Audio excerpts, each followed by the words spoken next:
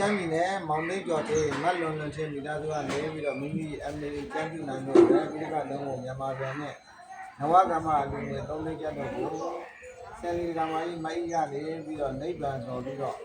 လူတန်းမှာလည်းဒီလိုလူတန်းနဲ့အကျော်ကြောင့်လူရှင်လုံးမှာပေါ်တော်ကောင်းလို့လည်းကွာ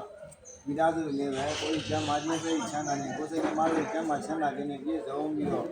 ဒီလိုလူတန်းရတဲ့အကျော်ကြောင့်မတ်ဖို့နိဗ္ဗာန်ကိုလေးငယ်များစွာ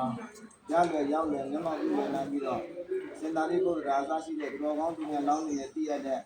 ပညာတွေကိုလည်းပဲဒီပညာတဝတ္တနိကကုသိုလ်တွေတောင်းလူနိုင်ရတဲ့အကျိုးအားကြောင့်အလူရှင်မိသားစုတွေလည်းပဲကိုယ်စိတ်နှမကျမ်းမာချမ်းသာပြီးတော့ဗျာအန္တရာယ်လေးလည်းကျင်းပြီးတော့မိမိတို့လူလားဆန္ဒတွေပြည့်ပါပါစေ။ဒါမှကြီးနိဗ္ဗာန်တော်ပြီးတဲ့ဒကာမကြီးမိုက်လည်း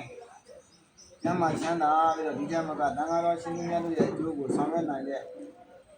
သာသနာပြုသူရဲ့ကောင်းများဖြစ်ကြပါစေ။